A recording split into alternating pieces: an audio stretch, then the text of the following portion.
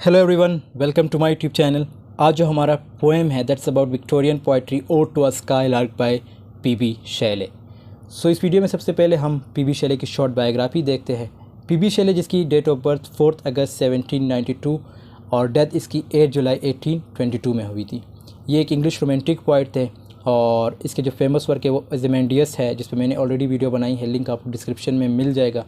Odd to the west wind पे भी video बनी है, उसको भी ज़रूर देख लीजिएगा, लिंक डिस्क्रिप्शन में है।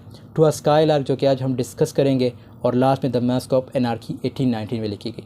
शैले ने प्रोज फिक्शन भी लिखे थे जिसमें इसने सिविल इश्यूज़ को डिस्कस किया, जैसे पॉलिटिकल, सोशल, फिलोसफिकल। की फैक्ट्स की बात करें तो ये पोएम जून 1820 में लिखी गई। स्काई लार्क की एक चिड़िया होती है जिसकी आवाज़ बहुत ज़्यादा मीठी होती है, और इस पोएम में पोइट स्काई लार्क की तारीफ़ें कर रहा है। स्काई लार्क और ह्यूमन बीइंग का कंपैरिजन भी किया गया है। इसमें हमारे पास 21 स्टेंजाज हैं और हर स्टेंजा में 5 लाइंस है। इसके तकरीबन हमारे पास 105 लाइंस बनते हैं। राइम स्कीम इसकी ए डबल बी है, और ये बिलीव किया जाता है कि जब इसने ये स्काई लार्क लिखी थी, पीबी शैले और उसकी वाइफ इटली गए थे। वहाँ जाके किसी गांव में ये लोग वॉक कर रहे थे, तो वहाँ पे क्या हुआ कि इनके ऊपर से ये स्काई लार्क गुज़र रही थी, तो इन्होंने उसकी जो साउंड है, उसका जो म्यूज़िक है, जो स्वीट साउंड या सॉन्ग था, उससे इम्प्रेस होके पीबी शैले ने ये पोएम लिखी। और पीबी शैले की डेथ जस्ट 29 ईयर्स में हुई। पीबी शैले की ये पोएम और जॉन कीट्स की नाइटिंगेल, ये दोनों पोएम्स इंग्लिश लिटरेचर की ग्लोरीज मानी जाती है। पोएम ट्रांसलेशन की तरफ बढ़ते सबसे पहला स्टेंजा है, hail to the blithe spirit. तुम्हें सलाम है बेफिक्र स्प्रिट, और हेल का मतलब है सलाम, मतलब उसे वेलकम कर रहा है, किसे? स्काई लार्क को।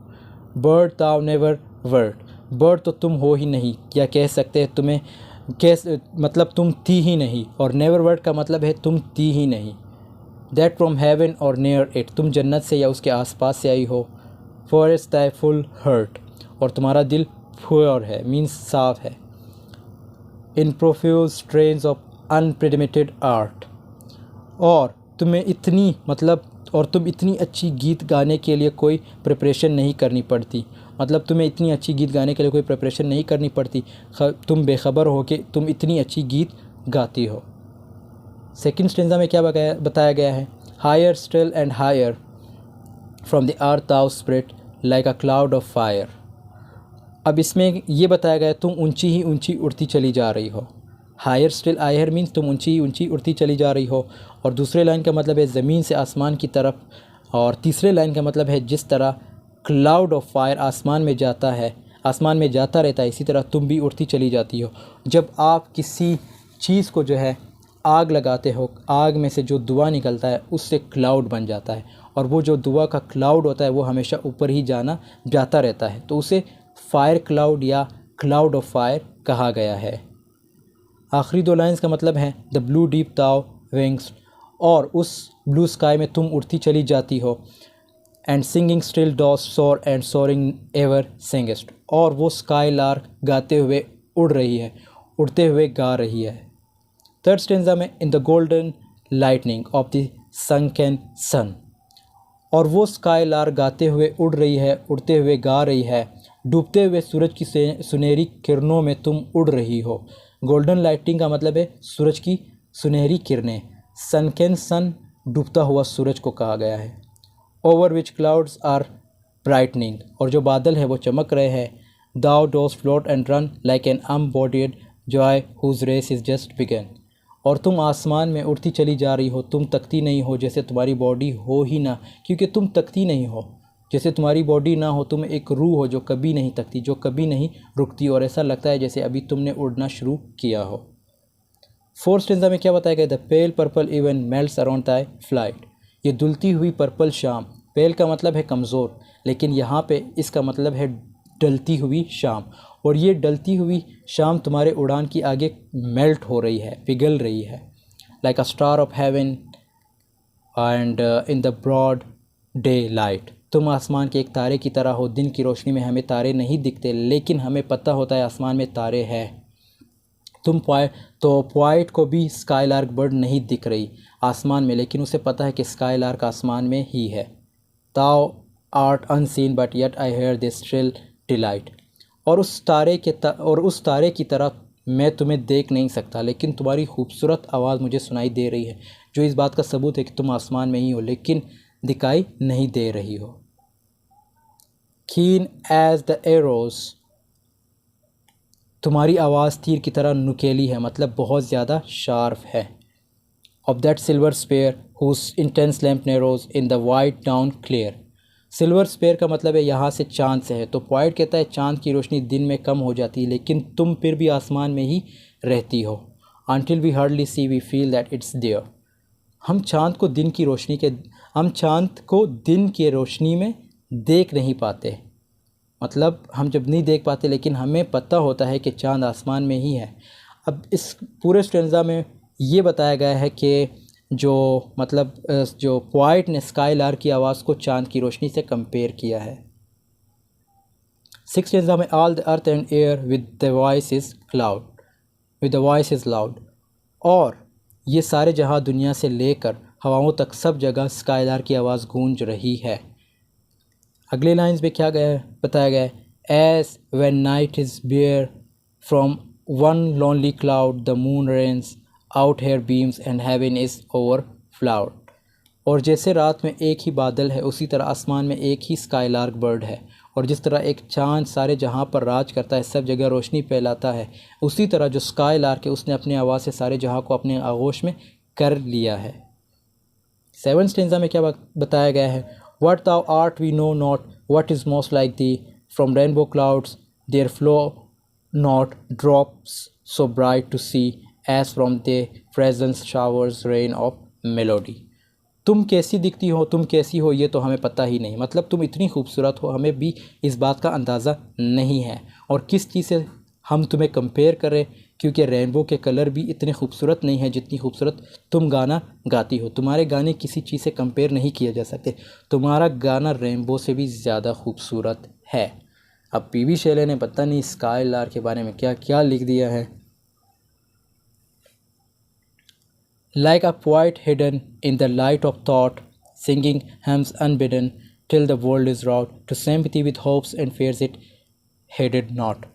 इसमें पोइट स्काईलार्क को कंपेयर कर रहा है एक पोइट से, मतलब एक शायर से स्काईलार्क को कंपेयर किया जा रहा है। पीबी शैले कहता है जिस तरह एक पोइट अपने ख्यालों में खोया रहता है, उसके माइंड में कुछ ना कुछ चलता रहता है, यानी छुपा हुआ पोइट सॉन्ग या भजन लिखता है, गाता है, इस दुनिया को सुनाता है अपने भजन, और उसके जो भजन हैं वो इस दुनिया को होप यानी उम्मीद देते हैं, सिंपैथी देते हैं और डर को दूर भगाते हैं। तो पोइट की तरह भी स्काईलार्क की आवाज़ भी जो है दुनिया को होप और सिंपैथी देती है।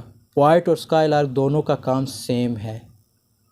नाइन्थ स्टेंजा में क्या बताया गया है, like a high born maiden in a palace tower, soothing her love laden soul in secret और with music sweet as love which overflows her Bawar.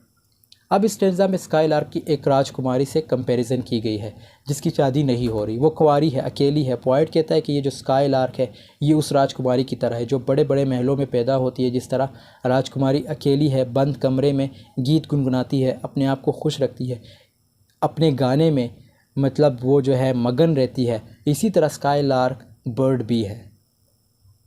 Like a glow worm golden in a dell of dew scattering unbeholden its aerial hue among the flowers and grass which scream its from the view।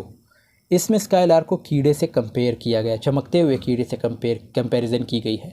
अब चमकता हुआ कीड़ा दुनिया में एक ही है जो चमकता है, जिसे हम जुगनू कहते हैं, मतलब जुगनू से कंपेयर किया जा रहा है स्काईलार्क को और उसकी खूबसूरत आवाज़ को। जिस तरह जुगनू हवा में चमकता है, उसकी लाइट हमें दिखती है लेकिन हमें वो जुगनू नज़र नहीं आता, बल्कि बिल्कुल उसी तरह जिस तरह स्काईलार्क नज़र नहीं आती, मतलब उसकी आवाज़ जस्ट हमें सुनाई देती है।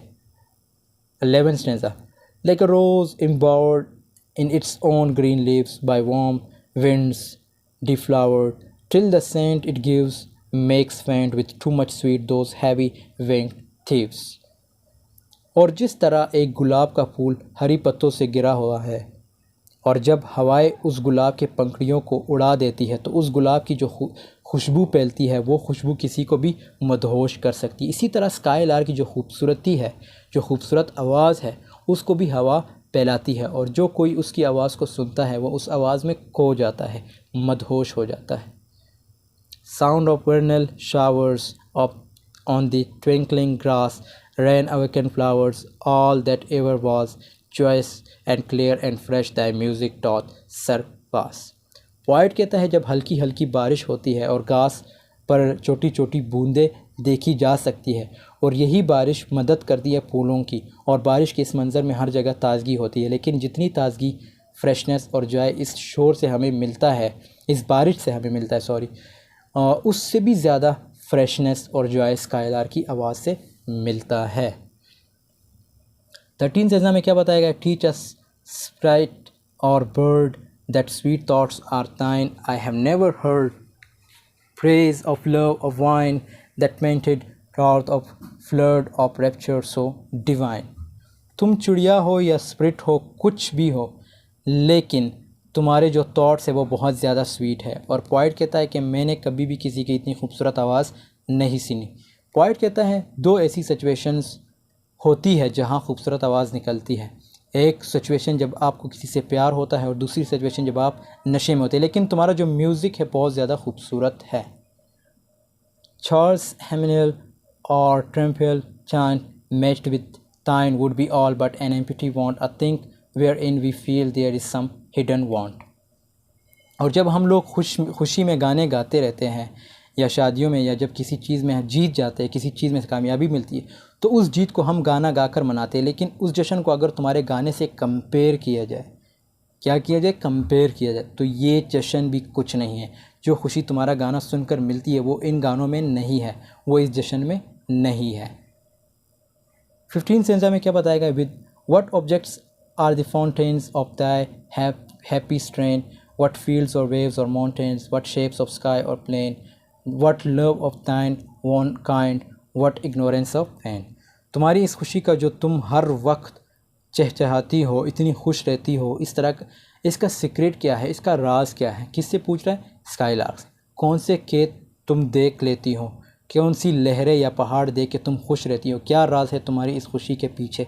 नेचर में ऐसी कौन सी चीज़ है जो तुम्हें इतनी खुशी देती हैं? कौन सा आसमान है, कौन से प्लेन है? क्या तुम हमेशा लव में डूबी रहती हो? क्या तुमने कभी दर्द को महसूस नहीं किया? तुम्हें नहीं पता कि दर्द क्या होता है। What ignorance of pain. With thy clear keen joints languor can't be, shadow of annoyance never came near thee, thou lovest but never knew love said satiety। और तुम्हारी इस खुशी को देखकर ऐसा लगता है कि तुम्हारे आसपास कोई दर्द दम या मीन्स कोई दर्द है ही नहीं। तुम्हारी खुशी एकदम साफ है, ये खुशी अंदर से आ रही है, जिसे देखकर पता लगता है कि तुम्हें कोई भी गम नहीं है। तभी तुम्हारे मुंह से इतने खूबसूरत अल्फाज निकलते हैं। 17 स्टेंजा में क्या बताया गया है? वेकिंग और asleep thou of death must name things more true and deep than we mortals dream, or how could the notes flow in such a crystal stream। सोते हुए या जागते हुए तुमने कभी भी मौत के बारे में नहीं सोचा होगा। हमें सबसे ज़्यादा डर मौत का होता है। तो पोइट अब इंसानों के साथ इसको कंपेयर करने की कोशिश कर रहा है। तो पोइट कहता है तुम इतनी खुश हो, तुम ज़रूर मौत के बारे में नहीं सोचती होंगी। हम लोग मौत के बारे में इसलिए सोचते हैं कि हम मॉर्टल्स हैं, और तुम्हारे गाने क्रिस्टल यानी नदी की तरह क्लियर है। क्रिस्टल स्ट्रीम मीन्स साफ पानी की नदी को कहा गया है। We look before and after and find for what is not our sincere laughter, what some pain is fraught, our sweetest songs are those that tell of saddest thought। हम इंसान पास में जो हवा है उसके बारे में सोचते हैं, या फिर फ्यूचर के बारे में सोचते हैं, और उसको सोचकर दुखी होते रहते हैं। जो चीज़ हमारे पास नहीं है उसके बारे में सोचते रहते हैं, और हमारी खुशी चाहे कितनी भी बड़ी क्यों ना हो, हम उस खुशी में भी कोई ना कोई गम होता है। मतलब उस खुशी में कोई ना कोई गम होता है। मतलब हम तुम्हारी तरह खुश नहीं है, कभी भी हम खुलकर खुशी नहीं मनाते। Yet if we could scorn hate and pride and fear, if we were things born not to shed a tear, I know not how thy joy we ever should come near। और अगर हम इस नफ़रत, डर और गरूर या घमंड को अपनी ज़िंदगी से हटाकर ख़त्म कर दें, और अगर हम भी ऐसे पैदा होते जैसे कि तुम हो, मतलब स्काई लार्क की बात कर रहा है कि जिस तरह तुम्हारे अंदर गरूर, नफ़रत, घमंड ये सब चीज़ें नहीं हैं, और अगर हम भी इस तरह प्योर तुम्हारी तरह पैदा होते, और अगर ये चीज़ें हमारे अंदर नहीं होती तो मतलब जो हमें भी किसी तरह खुशी हम लोग भी उस तरह एक्सपीरियंस्ड करते। Better than all measures of delightful sound, better than all treasures that in books are found, the sky to point were thou scorner of the ground. दुनिया में जो ख़जाने हैं, गाने हैं, ये जो चीज़ें किताब में पाई जाती हैं, इन सब चीज़ों से बेहतर तुम्हारा ये गीत है, और तुम्हारा ये गीत पोइट को इंस्पिरेशन देता है। पोइट इंस्पायर होता है लिखने के लिए तुम्हारे गानों से। इसी तरह पी.बी. शैले साहब भी इसी से इंस्पायर होकर इतनी बड़ी वर्ड लिख दी। लास्ट स्टेंजा में क्या बताया गया? Teach me how the gladness that thy brain must know, such harmonious madness from my lips would flow, the world should listen then as I am listening now। अब poet जो है request करता है sky lark bird से कि जितनी खुश तुम हो, जिस तरह से तुम खुश रहती हो, ये सीक्रेट क्या है, मतलब इसका राज क्या है? अगर तुम मुझे हाफ मीन्स आधा भी बता दो तो हो सकता है मेरे होठों से भी खूबसूरत अल्फाज निकल जाए, और फिर ये दुनिया भी मुझे ऐसे ही सुनेगी जिस तरह कि आज मैं तुम्हें सुन रहा हूँ। जिस तरह दुनिया तुम्हें सुन रही है, मैं तुम्हें सुन रहा हूँ, तो मुझे भी उसके राज बता दो। सो दोस्तों, यहाँ पे जो है ये पोएम की एंडिंग हो जाती है। I tried my best to understand you. अब इसके अगर थीम की बात करें तो nature and the human spirit, the majesty and dignity of nature, the limits of human communication, beauty. So I hope आपको ये वीडियो पसंद आई होगी। वीडियो पसंद आई है तो ज़रूर लाइक, कमेंट, शेयर कीजिएगा। मिलते हैं नेक्स्ट वीडियो में, तब तक के लिए अल्लाह हाफिज़। Take care of yourself.